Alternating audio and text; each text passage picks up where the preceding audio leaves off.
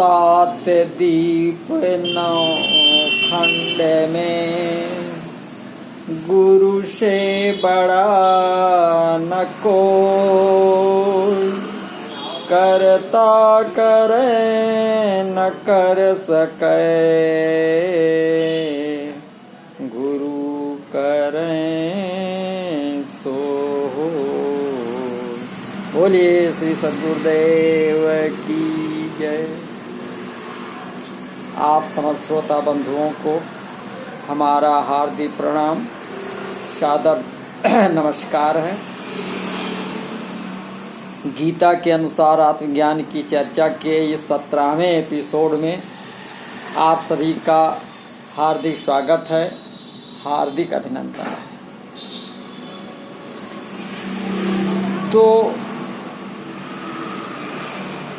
अध्याय 2 के 56वें श्लोक के अनुसार भगवान श्री कृष्ण जी कह रहे हैं, दुखेषु अनुद्विग्न मनाः, सुखेषु विगत स्पृहः, वीतराग भय क्रोधः, स्थितधीः मुनिः उच्यते। अर्थात जो त्रैतापों के होने पर भी मन में विचलित नहीं होता अथवा सुख में प्रसन्न रहे,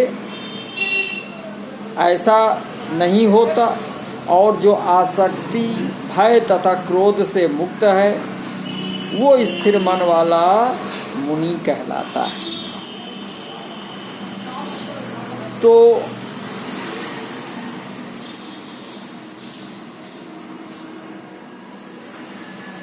अर्जुन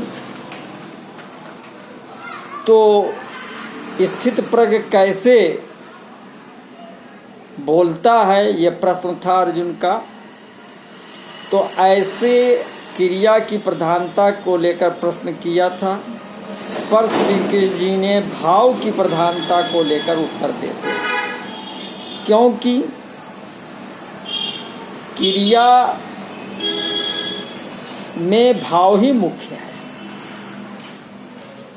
तो क्रिया मात्र भाव पूर्वक ही होती है, भाव बदलने से क्रिया बदल जाती है।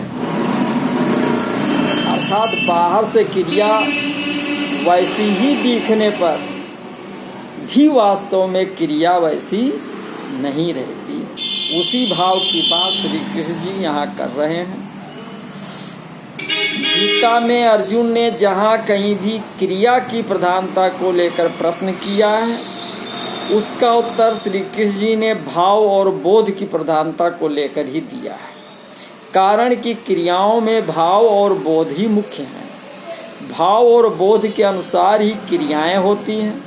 जैसे अर्जुन ने 14वें अध्याय में भी पूछा कि गुणातीत पुरुष के आचरण कैसे होते हैं, तो श्री कृष्ण जी ने भाव की मुख्यता को लेकर उत्तर दिया कि उसके आचरण समता पूर्वक हो। तो दुखेषु अनुगृह्य मनः, तो दुखों की संभावना और उनकी प्राप्ति होने पर भी जिसके मन में उद्वेग नहीं होता, अर्थात कर्तव्य कर्म करते समय कर्म करने में बाधा लग जाना, निंदा अपमान होना, कर्म का फल प्रतिकूल होना आदि प्रतिकूलताएं आने पर भी उसके मन में उद्वेग नहीं होता। कर्मयोगी के मन में उद्वेग हलचल न होने के कारण ये है कि उसका मुख्य कर्तव्य होता है दूसरों के हित के लिए कर्म करना, कर्मों को संगोपांग करना, कर्मों के फल में कहीं आसक्ति, ममता, कामना न हो जाए, इस विषय में सावधान रहना। ऐसा करने से उसके मन में एक प्रसन्नता रहती है। उस प्रसन्नता के कारण कितनी ही प्रतिकूलता आने पर भी उसके मन में उद्वेग नहीं होता। तो सुखेश विगत स्पृहा, सुखों की संभावना और उनकी प्राप्ति होने पर भी जिसके भीतर स्पृहा नहीं होती, अर्थात वर्तमान में कर्मों का शांगोपांग हो जाना, तात्कालिक आदर और प्रशंसा होना, अनुकूल फल मिल जाना आदि आदि अनुकूलताएं आने पर भी उसके मन में ये परिस्थिति ऐसी ही बनी रहे, ये परिस्थिति सदा मिलती रहे, ऐसी स्पृहा नहीं होती, तो उसके अंतःकरण में अनुकूलता का कुछ भी असर नहीं होता। बीत राग भय क्रोधा, संसार के पदार्थों का मन पर जो रंग चढ़ जाता है उसको राग कहते हैं। तो पदार्थों में राग होने पर अगर कोई सबल व्यक्ति उन पदार्थों का नाश करता है, उनसे संबंध विच्छेद कराता है, उनकी प्राप्ति में विघ्न डालता है, तो मन में भय होता है। अगर वो व्यक्ति निर्बल होता है तो मन में क्रोध होता है।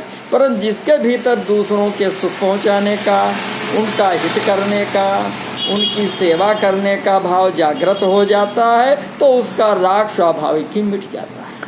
तो राग के मिटने से भय और क्रोध भी नहीं रहते, अतः वो राग भय और क्रोध से सर्वथा रहित हो जाता है। जब तक आंशिक रूप से उद्वेग, स्पृहा, राग, भय और क्रोध रहते हैं, तब तक वो साधक होता है। इनसे सर्वथा रहित होने पर वो सिद्ध हो जाता है। तो वासना, कामना आज सभी एक राग के ही स्वरूप हैं। केवल वासना का तारतम्य होने से उसके अलग अलग नाम होते हैं। जैसे अंतःकरण में जो छिपा हुआ राग रहता है उसका नाम वासना है, उस वासना का ही दूसरा नाम आसक्ति और प्रियता है। तो मेरे को वस्तु मिल जाए ऐसी जो इच्छा होती है उसका नाम कामना है। कामना पूरी होने की जो संभावना है उसका नाम आशा है। कामना पूरी होने पर भी पदार्थों के बढ़ने की तथा पदार्थों के ओर मिलने की जो इच्छा होती है उसका नाम लोभ है। लोभ की मात्रा अधिक बढ़ जाने का नाम तृष्णा है। और तात्पर्य है कि उत्पत्ति विनाशील पदार्थों में जो खिंचाव है, श्रेष्ठ और महत्व बुद्धि है, उसी को वासना, कामना आदि नामों से कहते हैं। तो स्थित धी मुनि उच्चैते, तो ऐसे मननशील कर्मयोगी की बुद्धि स्थिर, धी है स्थिर, अटल हो जाती है। मुनि शब्द वाणी पर लागू होता है, इसलिए श्री कृष्ण जी ने किम प्रभासेत के उत्तर में मुनि शब्द कह दिया है। परंतु वास्तव में मुनि शब्द केवल वाणी पर ही अवलंबित नहीं है। इसीलिए श्री कृष्ण जी ने 17वें अध्याय में मौन शब्द का भी प्रयोग किया है, मानसिक तप के रूप में किया है, तो वाणी के तप में नहीं। तो 17वें अध्याय का 16वां श्लोक। तो कर्मयोग का प्रकरण होने से यहाँ मननशील कर्मयोगी को मुनि कहा गया है। मननशीलता का तात्पर्य है कि सावधानी का मनन, जिससे कि मन में कोई कामना, आसक्ति ना हो जाए, निरंतर अनासक्त रहना ही सिद्ध कर्मयोगी की सावधानी है। क्योंकि पहले साधक अवस्था में उसकी ऐसी सावधानी रही है। गीता के 3 अध्याय के 19वें श्लोक में आएगा और इसी से वो परमात्म तत्व को प्राप्त हुआ है। अब आगे 57वें श्लोक में कह रहे हैं कि यह सर्वत्र अनभिस्नेह तत् तत् प्राप्य शुभ अशुभम ना अभिनंदति ना द्वेष्टि तस्य प्रज्ञा प्रतिष्ठिता। अर्थात इस भौतिक जगत में जो व्यक्ति ना तो शुभ की प्राप्ति से हर्षित होता है और न अशुभ के प्राप्त होने पर उससे घृणा करता है, वो पूर्ण ज्ञान में स्थित होता है। तो अभी इसके श्लोक में भक्त श्री कृष्ण जी ने कर्तव्य कर्म करते हुए निर्विकार रहने की बात बताई। अब इस श्लोक में कर्मों के अनुसार प्राप्त होने वाली अनुकूल प्रतिकूल परिस्थितियों में सम निर्विकार रहने की बात बताते हैं।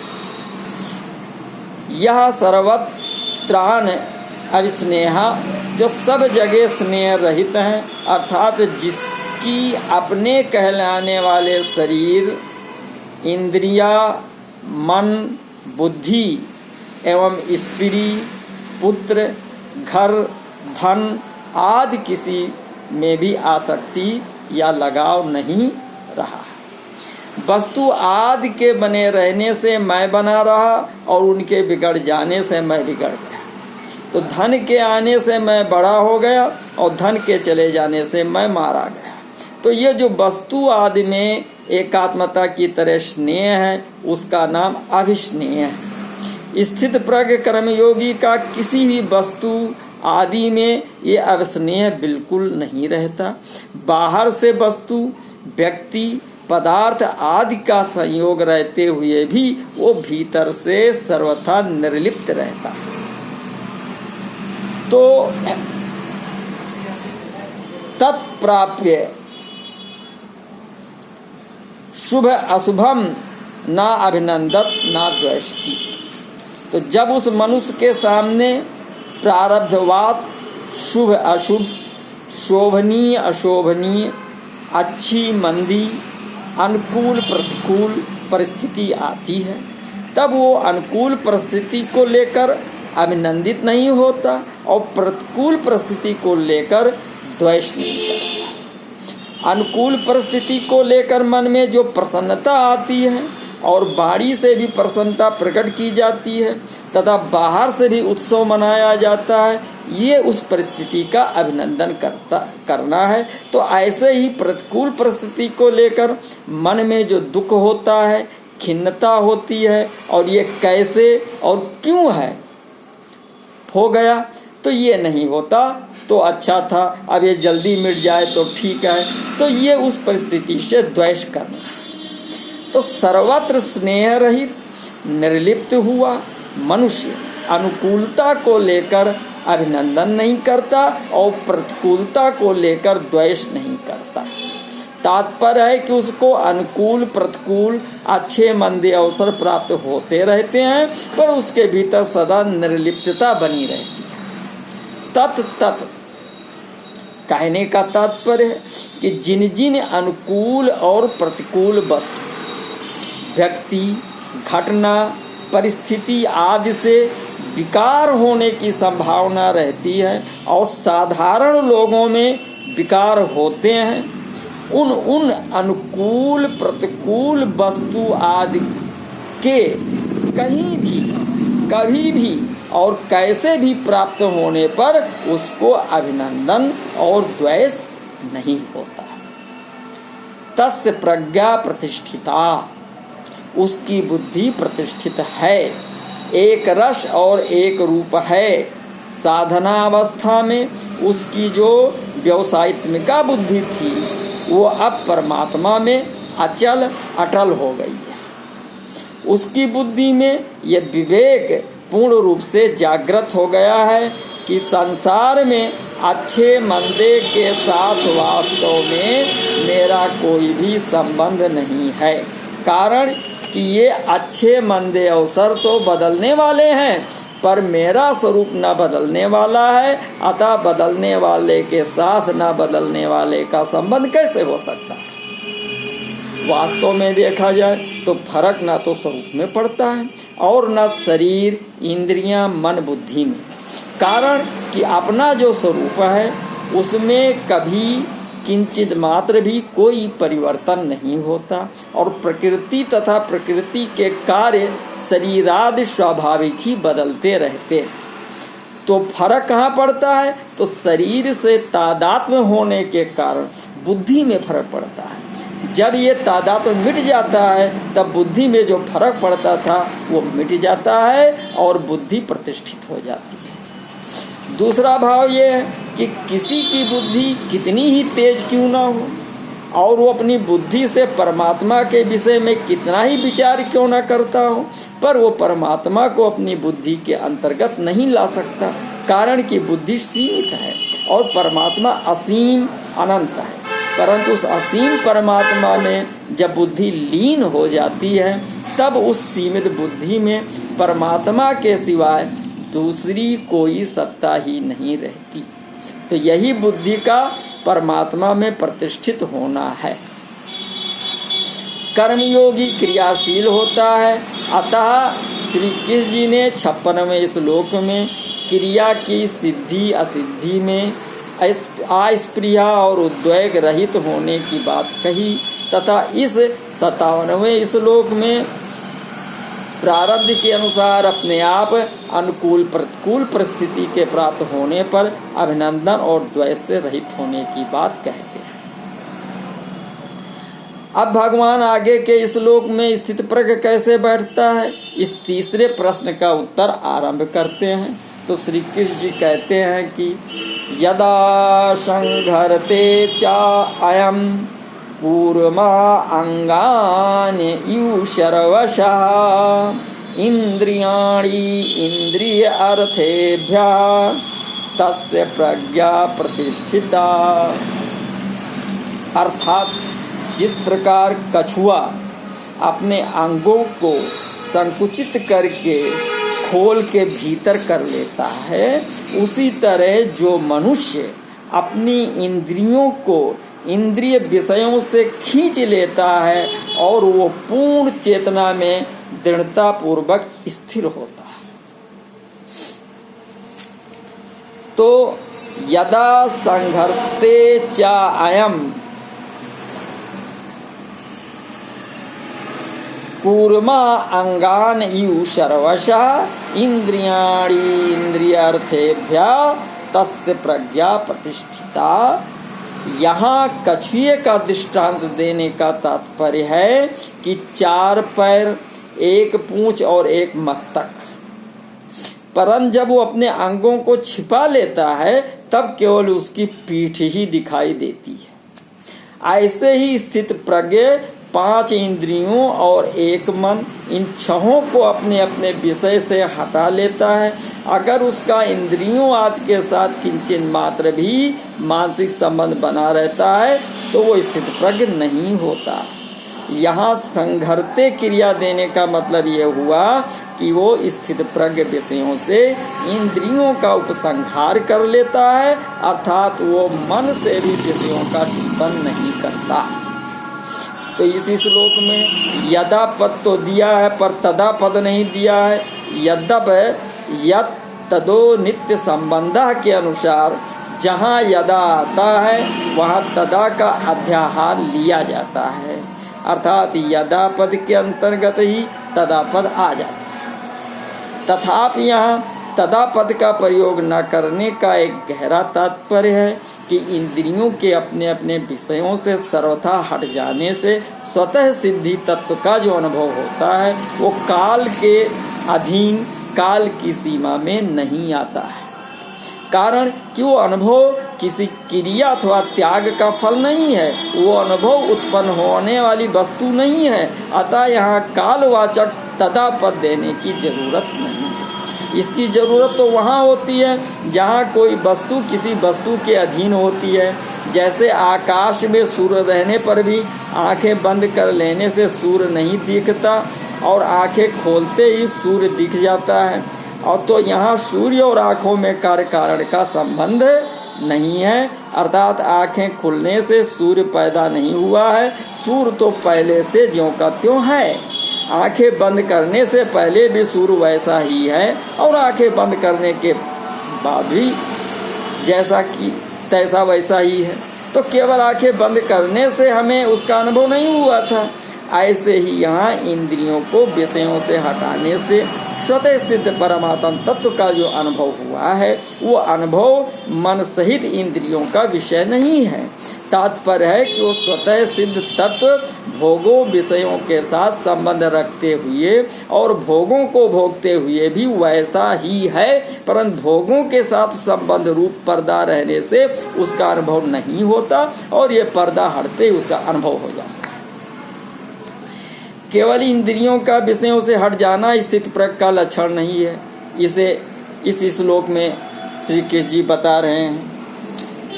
तो बताते हुए कहते हैं कि विषया विनिर्वर्तन्ते निराहारस्य देहिनः रसवर्जं रसः अपि अस्य परम द्रष्टा निवर्तते। अर्थात देहधारी जी इंद्रिय भोग से भले ही निवृत्त हो जाए, पर उसमें इंद्रिय भोगों की इच्छा बनी रहती है। लेकिन उत्तम रस के अनुभव होने से ऐसे कार्यों को बंद करने पर वो भक्ति में स्थिर हो जाता है। तो विषया विनिर्वर्तन्ते निराहारस देहिना रसवर्जम। तो मनुष्य निराहार दो तरह से होता है। पहला, अपनी इच्छा से भोजन का त्याग कर देना, तथा बीमारी आने से भोजन का त्याग हो जाना, और दूसरा संपूर्ण विषयों का त्याग करके एकांत में बैठना, अर्थात इंद्रियों को विषयों से हटा लेना। तो यहाँ इंद्रियों को विषयों से हटाने के साधक के लिए ही निराहारस्य पद आया है। तो रोगी के मन में ये रहता है कि क्या करूं, शरीर में पदार्थों का सेवन करने की सामर्थ्य नहीं है, इसमें मेरी परवस्था है, परंतु जब मैं ठीक हो जाऊंगा, शरीर में शक्ति आ जाएगी, तब मैं पदार्थों का सेवन करूंगा। तो इस तरह उसके भीतर रस बुद्धि रहती है। ऐसे ही इंद्रियों को विषयों से हटाने पर विषय तो निवृत्त हो जाते हैं, पर साधक के भीतर विषयों में जो रस बुद्धि, सुख बुद्धि है, वो जल्दी निवृत्त नहीं होती। जिनका स्वाभाविक ही विषयों में राग नहीं है और जो तीव्र वैराग्यवान है, उन साधकों की रस बुद्धि साधना अवस्था में ही निवृत्त हो जाती है। परंतु जो तीव्र वैराग के बिना ही विचार पूर्वक साधन में लगे हुए हैं, उन्हीं साधकों के लिए ये कहा गया है कि विषयों का त्याग कर देने पर भी उनकी रस बुद्धि निवृत्ति नहीं होती। तो रसो अपयस्य परम दृष्ट्वा निवर्तते। तो इस स्थित प्रज्ञ की रस बुद्धि परमात्मा का अनुभव हो जाने पर निवृत्त हो जाती है। रस बुद्धि निवृत्त होने से वो स्थित प्रज्ञ हो ही जाता है। तो ये नियम नहीं है, परंतु स्थित प्रज्ञ होने से रस बुद्धि नहीं रहती, ये नियम है। तो रसो अपयस पद से ये तात्पर्य निकलता है कि रस बुद्धि साधक की अहंता में अर्थात मैंपन में रहती है, और यही रस बुद्धि स्थूल रूप से राग का रूप धारण कर लेती है। अतः साधक को चाहिए कि वो अपनी अहंता से ही रस को निकाल दे कि मैं तो निष्काम हूँ, राग करना, कामना करना मेरा काम नहीं है। तो इस प्रकार निष्काम भाव आ जाने से अथवा निष्काम होने का उद्देश्य होने से रस बुद्धि नहीं रहती, और परमात्मा तत्व का अनुभव होने से रस की सर्वथा निवृत्त हो जाती है। भाव है कि भोगों की सत्ता। नमस्कार।